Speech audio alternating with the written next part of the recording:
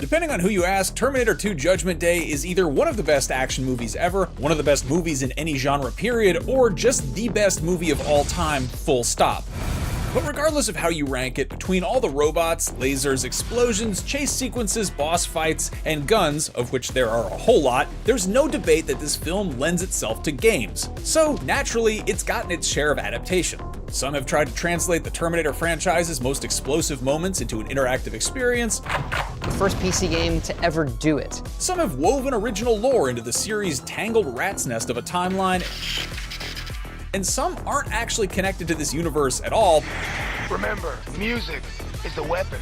But figured it couldn't hurt to throw a killer robot or two into the mix. Get over here. But alas, there's never been a definitive T2 video game. But this year, Terminator 2D No Fate is attempting to change that. Much like an advanced cybernetic organism sent back in time to alter the future, a group of game developers is using cutting-edge technology from the year 2025 to make the Judgment Day game we've wanted ever since the movie was released back in 1991. Come with me if you want to live. So come with me if you want to learn about the best, worst, and weirdest Terminator video games ever made, in this timeline at least. But please, keep your pants on, it's not that kind of time travel.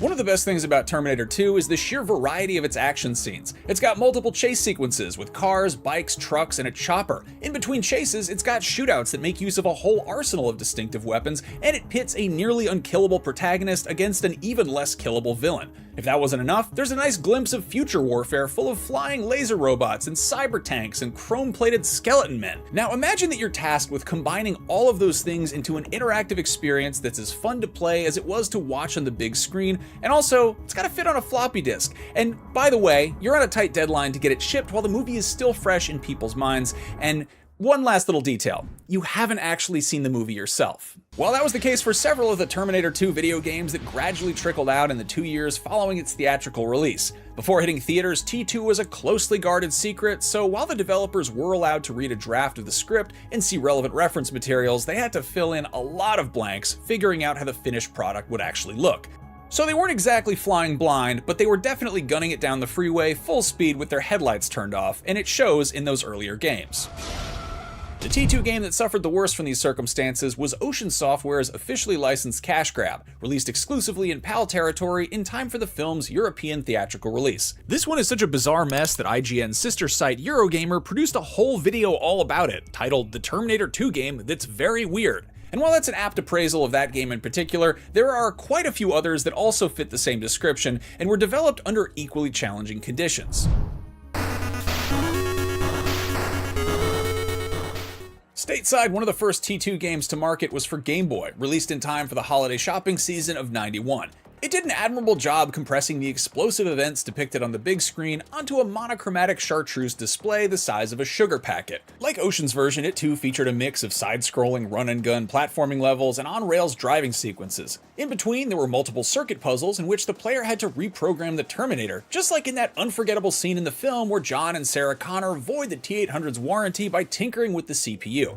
You can now access the CPU. Unfortunately, unbeknownst to the developers as they scrambled to make a game based on a movie they hadn't seen yet, that scene would get cut for the theatrical release. The circuit levels are definitely more filler than they are killer, but they probably seemed especially phoned in to players at the time who didn't have that context. It's funny to think about a movie studio splitting hairs about actors' likenesses on a screen with such low fidelity, but it was genuinely a bone of contention.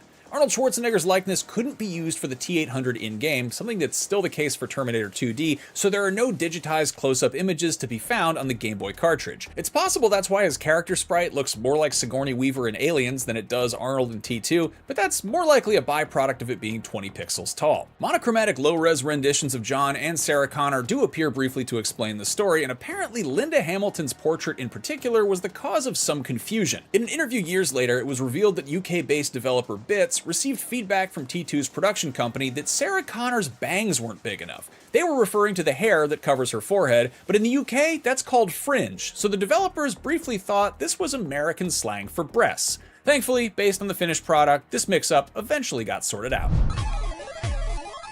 In 1992, a similarly shaped Terminator 2 game made its way onto the NES before getting ported to the Sega Master System and the Game Gear. Like the Game Boy version, this broke up the movie into side-scrolling platforming levels and driving sequences, but thankfully it scrapped the circuitry puzzles, suggesting that the developers of this version were actually able to see the film they were making a game about. While it's a fairly boilerplate video game tie-in for the era, there is one rather ingenious wrinkle. Just like in the movie, John Connor gives his pet Terminator a scolding for terminating too many people, and this is reflected in-game by requiring the player to complete the mental hospital level non-lethally. Shooting human enemies while standing will result in a mission failure, so the player is forced to crouch and shoot them in the legs instead. Pretty clever, but also probably kind of infuriating.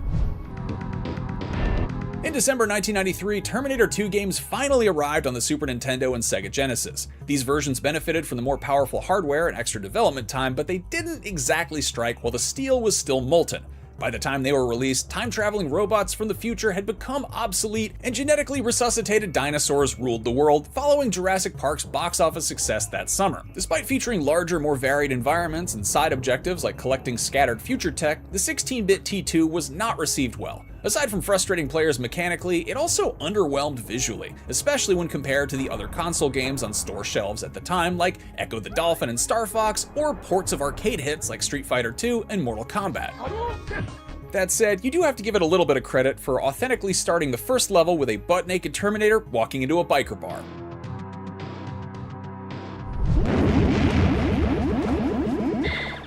Hey bro, I'm gonna get some quarters. I'll be back, alright? Cool. Considering that T2 shows the future savior of humanity gleefully burning through ill-gotten tokens and afterburner and missile defense at his local arcade, it's only fitting that the film get an arcade game of its own. I am the future. Fire at will. This started appearing in arcades in 1991 when the film had barely left cinemas. Compared to the scattershot attempt the console games made at distilling the film's action set pieces to an interactive format, the original arcade game was more of a straight shooter, as in, all you did was shoot stuff that was straight in front of you. An on-rail shooting gallery played with cabinet-mounted light guns, T2, the arcade game, let up to 2 players take on the role of the T-800. The score screen would refer to each player as an individual Terminator, though it makes more sense canonically to pretend that each player is controlling one of the T-800's arms. After all, in the movies, he cocks a shotgun one-handed and dual-wields assault rifles, so that checks out. In fact, you can actually play this game while dual-wielding yourself, poorly. So if you have a couple rolls of quarters you really need to get rid of quickly, that's one option. The first 5 levels of the arcade game take place in 2029, the near-future hellscape ravaged by the Skynet and Resistance War depicted at the start of Judgment Day. There, players blasted wave after wave of endoskeletons, including higher-level gold-plated ones, before eventually getting sent back in time to shoot stuff in the 1990s. The first 90s level takes place in the Cyberdyne offices, where the primary objective is destroy everything, which includes dozens of Cyberdyne Systems staff members in hazmat suits inexplicably hurling Erlenmeyer flasks full of chemicals at you. Why do they have chemistry stuff here? This is a software company. One of the big selling points of the arcade game is that it used the digitized likenesses of Arnold Schwarzenegger, Edward Furlong, and Robert Patrick, as well as authentic audio clips from the movie. Of course, the context in which these clips are used is slightly less authentic. When the T-1000 finally shows up at the end of the Cyberdyne level, he delivers this chilling one-liner. Are you John Connor? Which is extremely funny, as it suggests that he's still not 100% certain this child he's come all this way to kill is in fact the guy he's after. Like the movie, the final showdown takes place in a steel mill, and the T-1000 must be doused with liquid nitrogen and shattered, and then ultimately knocked into a vat of molten metal. However, unlike the movie, in between those sequences, the T-800 must protect John Connor from a bunch of gun-toting steel mill workers who come rappelling from the ceiling, who are apparently really unhappy about this robot fight interrupting their smelting of ingots or rebar production or whatever it is they do in that factory. T2 the arcade game isn't perfect, but it could have been a lot worse. It could have been about rescuing Aerosmith by launching CDs at stormtroopers who are dressed like MC Hammer. And that is the premise of Revolution X, another acclaimed game that was sold as a conversion kit for the T2 cabinet. I would love to say that I have fond memories of playing the original T2 arcade game, but for whatever reason, the proprietor of my local movie theater decided that a game about Aerosmith made more sense in a multiplex lobby than a game about one of the most successful motion pictures in history, but he couldn't be bothered to replace the cabinet art, so I have very fond memories of the T2 cabinet, just not playing the actual game it advertised. It's up to you now. Find our car and stop the new order.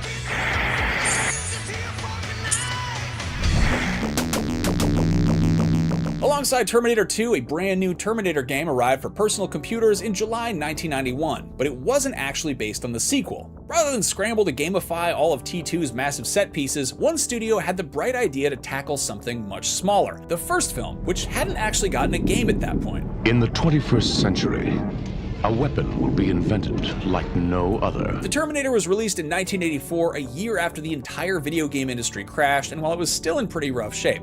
Though, even if business was booming, nobody was about to greenlight a game based on a low-budget horror flick from the director of Piranha 2: The Spawning. As James Cameron would later demonstrate, from humble beginnings come great things, and that's very much true of the studio behind this ambitious Terminator PC game as well. At that point, they hadn't done much beside a handful of sports games, but that would change. The studio's name is, of course, Bethesda Softworks. I feel so well. These days, Bethesda is known for making massively ambitious games set in sprawling open worlds like genre-defining RPGs Fallout 3 and Skyrim. In many ways, the Terminator was the studio's first step toward developing this kind of virtual world. Upon loading up the Terminator, players have the option to play as Kyle Reese or the Terminator. Playing as the former means protecting Sarah Connor, while the latter is tasked with the titular termination. In either case, the scope of how and where players accomplish this was ridiculously ambitious for the time. The game takes place in an almost one-to-one recreation of central Los Angeles that was roughly 10 miles across. For comparison, if you convert Skyrim's map into real-world measurements, it's only about 4 miles from Markarth to Riften. Like in so many sandbox games that would follow in its stead, the player would have free reign to run or drive around, buy or steal weapons and other items, and of course, avoid the police. That said, this was 1991, so it wasn't exactly easy on the eyes. As you can see, it looks like something between Duck Hunt and a Dire Straits video.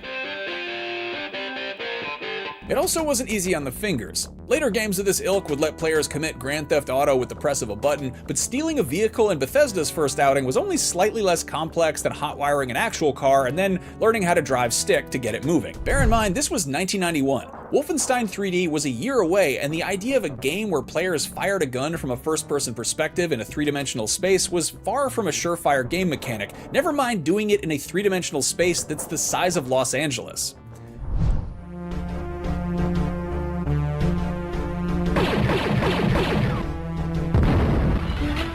Bethesda's first Terminator game did well enough to warrant a sequel, but rather than follow the Terminator with a game based on T2, the developers sidestepped the film's many narrative and technical moving parts and set the game post-Judgment Day during the war against the machines. Released just 1 year after the first game, Terminator 2029 shows noticeable graphical improvements, which were likely one benefit of its substantially narrower scope. Rather than attempt another open world, 2029 was broken up into levels. Instead of making players pick between a human or machine protagonist, 2029 gave them the best of both worlds. A member of the human resistance, outfitted with a cybernetic exoskeleton that could be armed with an arsenal of high-tech weaponry and futuristic gadgets.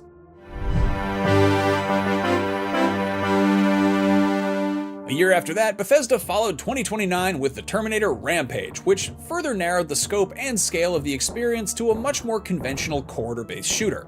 Set entirely within a Cyberdyne Systems facility in the year 1984, players controlled a commando sent back in time by John Connor to destroy a computer that itself had been sent back in time and had begun manufacturing Terminators. Rampage was released in December 1993, arriving on store shelves just in time for the holidays.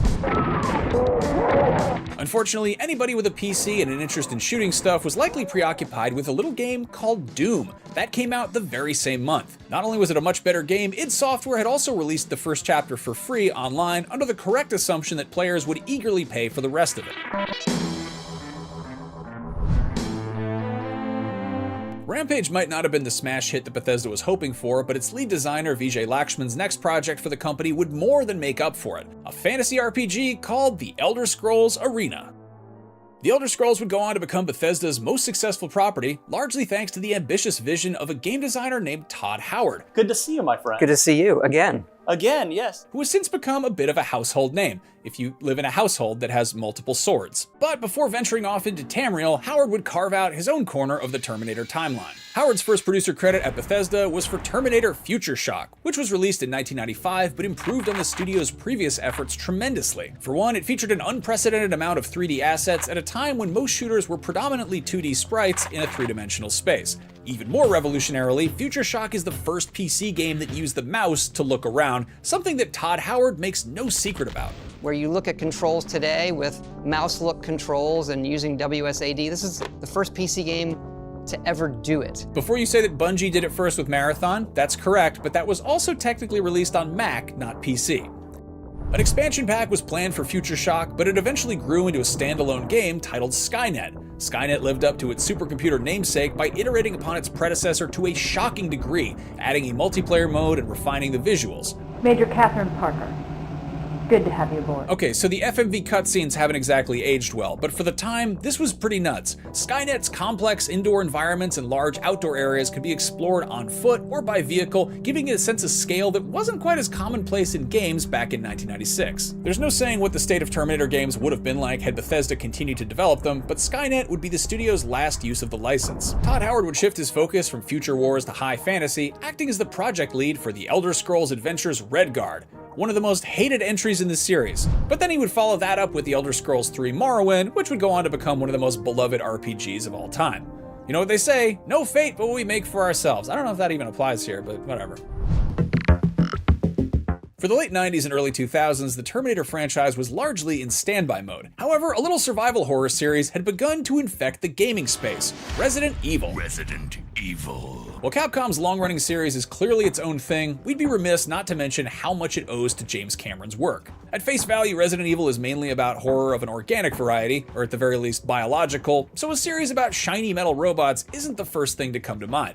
But the devs at Capcom took some major cues from the team at Cyberdyne Systems. For instance, in the original Terminator, the T-800 shows up looking like a big scary human man who pursues the heroes relentlessly until he's revealed to be something decidedly not human and eventually defeated. In Resident Evil 2, Mr. X has a similar trajectory, shedding his human disguise eventually to reveal his monstrous tyrant form. A more advanced version of this guy shows up in Resident Evil 3 Nemesis as the titular bioweapon, and producer Shinji Mikami specifically credits the T-1000 as his inspiration. It's also worth noting that much like Cameron did with T2 as well as Aliens, the Resident Evil series has had great success pivoting from horror to action, with things heating up in RE3 before exploding into the nearly perfect action horror masterpiece that is Resident Evil 4, and then perhaps getting a bit off the rails trying to further one-up that experience. But hey, making sequels to nearly perfect pieces of media is not easy, as the Terminator franchise would soon show us repeatedly. There is no fate but what we make for ourselves. Terminator 3 Rise of the Machines hit theaters in 2003, a decade and change after its predecessor. T2 is an impossibly tough act to follow, and T3 ultimately didn't need to exist, but after such a long time in development hell due to convoluted rights issues, it somehow got made, and it's really a miracle that it's as decent as it is. For context, the Terminator 3 Wikipedia page spends 600 words summarizing the plot of the movie, which isn't exactly straightforward, and it spends more than 4,000 words describing the amount of back and forth that took place before filming even began. Anyway, since T2, the gaming landscape had changed a fair amount, and console games were beginning to be taken more seriously as a form of entertainment for mature, discerning consumers. This might have had something to do with Arnold finally allowing his likeness to be used in the first Terminator 3 game, and based on the trailer, that was one of its biggest selling points. For the first time ever, fight as Arnold Schwarzenegger. Unfortunately, star power in a video game isn't enough to carry it when the rest of the experience sucks. When the Rise of the Machines video game arrived alongside the film's home video release, it got torn apart by reviewers and fans alike for its subpar graphics, loads of bugs, and AI so stupid that it kind of undermined the premise of the movie it was based on. PC players didn't have it any better. They got War of the Machines, a team-based multiplayer experience vaguely reminiscent of Battlefield 1942, but set in the post-Judgment Day wasteland. One widespread complaint was the half-baked animations, with one reviewer noting that it made sense for a Terminator to die by rigidly falling over like a wobbly store mannequin, but it was less convincing when a human did it, which bafflingly was still showcased in the official marketing materials.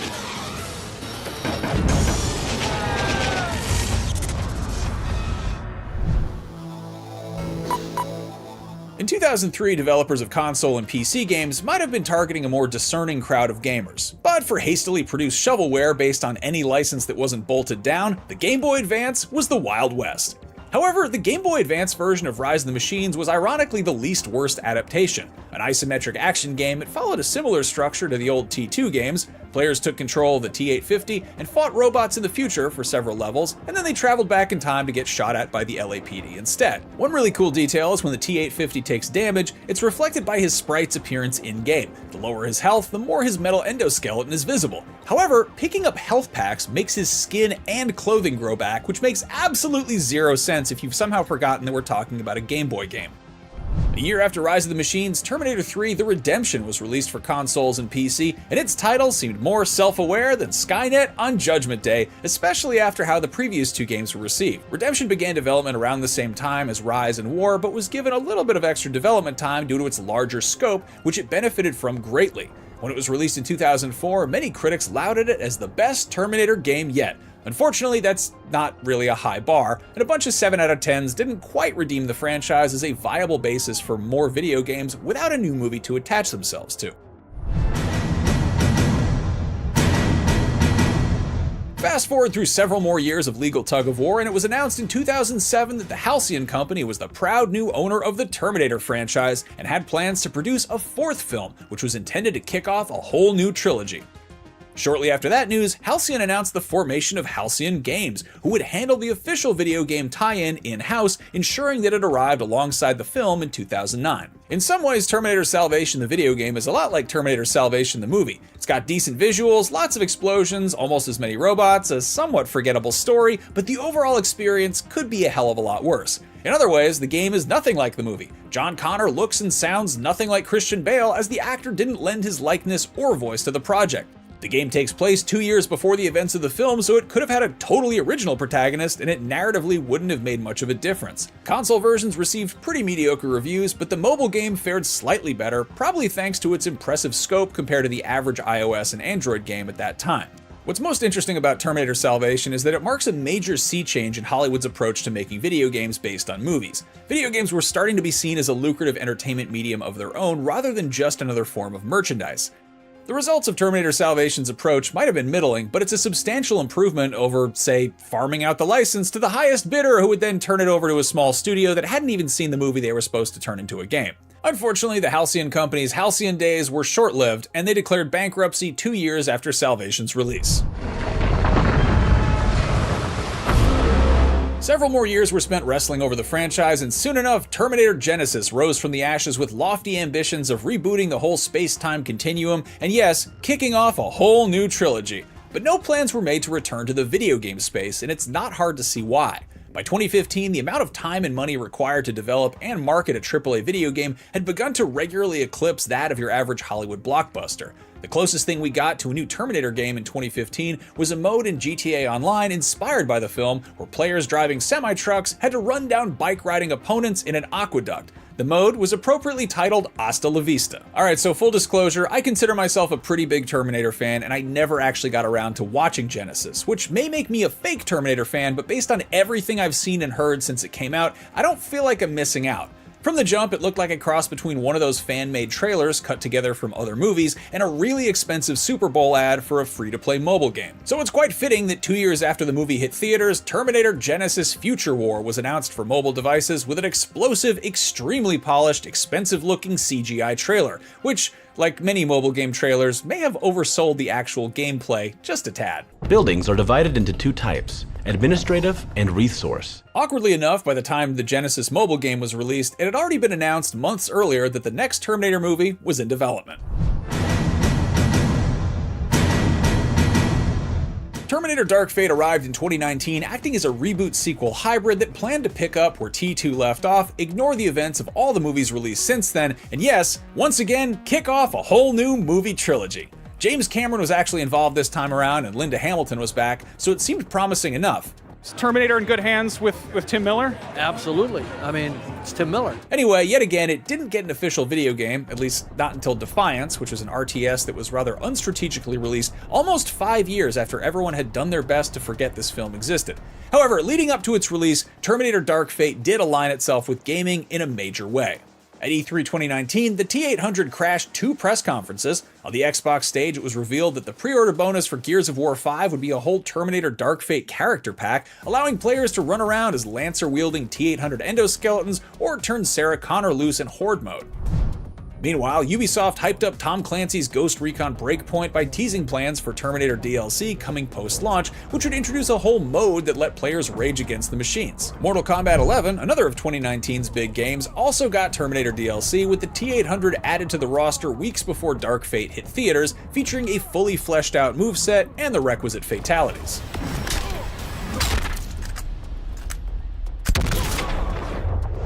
Get over here.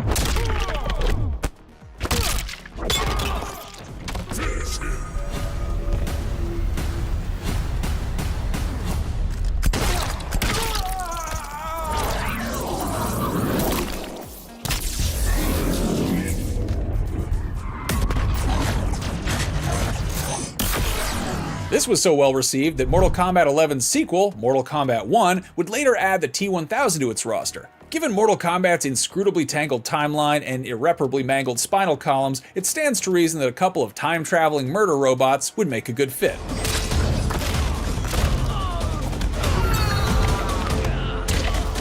In the years since Dark Fate, not to promote any movie in particular, Terminator characters have made guest appearances in Fortnite and Call of Duty where they fit in a lot better than plenty of DLC crossovers that have popped up since.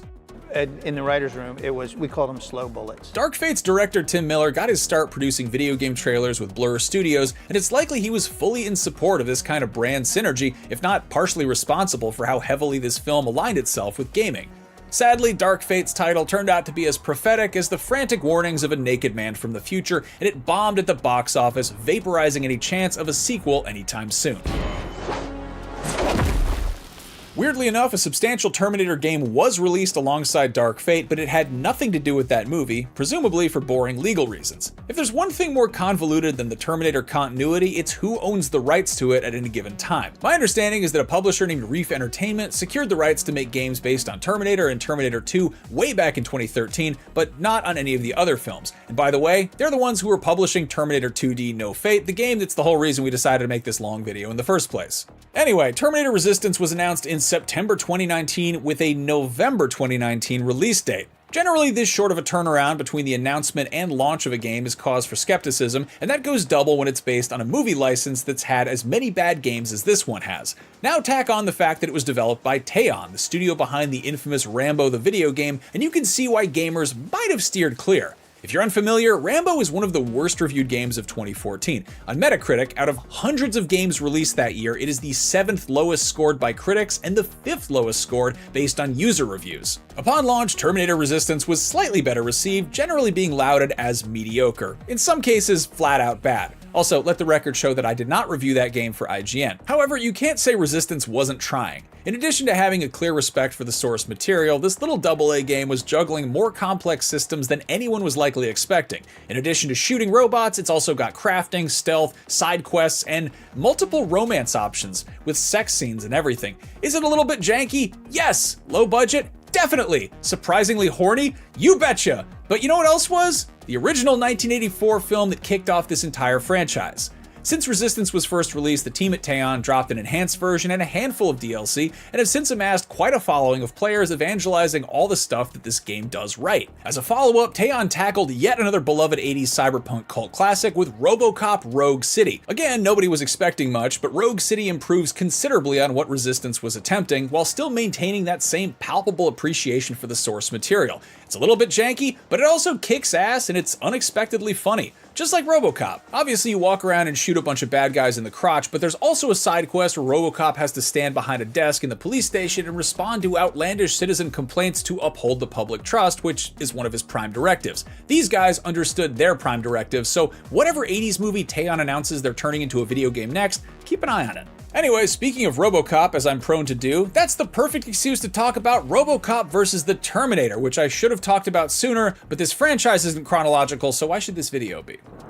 Released in 1993 for almost all the handhelds and consoles on the market at the time, this delightful crossover was based on the Dark Horse Comics miniseries written by Frank Miller, who, fun fact, also wrote RoboCop 2 and 3. Anyway, there's not much in the way of a story in the video game beyond RoboCop shooting a bunch of bad guys and T-800s and gold T-800s and then a really big T-800, but the music absolutely slaps and periodically just says Terminator for no reason. Also, when you start the game up on Sega, RoboCop says excellent. Excellent! Man, how cool would a modern RoboCop versus Terminator be? If only there was some studio that had experience making Terminator and RoboCop games and had a bunch of screen-accurate assets lying around they could just mash together into something fun and violent. After all, there have been much weirder combinations, like, say, Terminator and chess. Yep, they did that in 1993 as well with Terminator 2 Chess Wars, which was probably very exciting when it came out because everyone was terrified of chess computers, as they were some of the most intelligent AI in existence back then. I don't know if that's actually true. but they made a movie about Bobby Fischer, so chess was hot, I think. If you prefer PE to math class, you might also prefer Terminator and wrestling. Yep, that was a whole thing in WWE 2K16. Despite not wanting his likeness used in dozens of Terminator games based on Terminator movies that he was in, Schwarzenegger not only signed off on it appearing here, he also agreed to recreate the whole opening scene of T2 where he walks naked into the biker bar, but this time they had WWE superstars playing all the bikers. Wow, they must have paid Arnold the big bucks for that. Hey, speaking of big bucks, did you know there's a Terminator mode in Big Buck Hunter? That's right, there is. You shoot Terminators instead of deer. You probably could have put that together yourself. What does the future hold? Well, it may involve us banding together to scrounge for resources and fight for our lives in a scorched wasteland wrought by artificial intelligence. Worst case scenario, we're doing that in real life, but more optimistically, we're doing that in the open world game Terminator Survivors, which was announced almost 2 years ago, but which keeps getting kicked down the road with no major updates. So who knows when or if we'll ever get to see it in action. In the meantime, we've got Terminator 2D No Fate to keep us busy, which as of shooting this video, I haven't actually had a chance to play. The future is not written, and neither are the reviews for this game, but on the bright side, unlike trying to make a movie that's better than T2, making the best Terminator game ever isn't really as high of a bar. Really, the bar is quite low. You might even say the bar is basically on the floor. So there you have it. That is most of the games based on the Terminator films featuring Terminator characters or somehow loosely connected to this storied franchise. I skipped over a few, so let me know in the comments what probably mediocre game based on this partially incredible movie series is worth mentioning. If you enjoyed this video, go watch our deep dives on the best, worst, and weirdest games based on The Simpsons and Dragon Ball, and if that doesn't cut it, check out my 17-minute long dissertation on video game chainsaws. And with that, thanks for watching, and in the words of a very wise teenager, Hasta la vista, baby.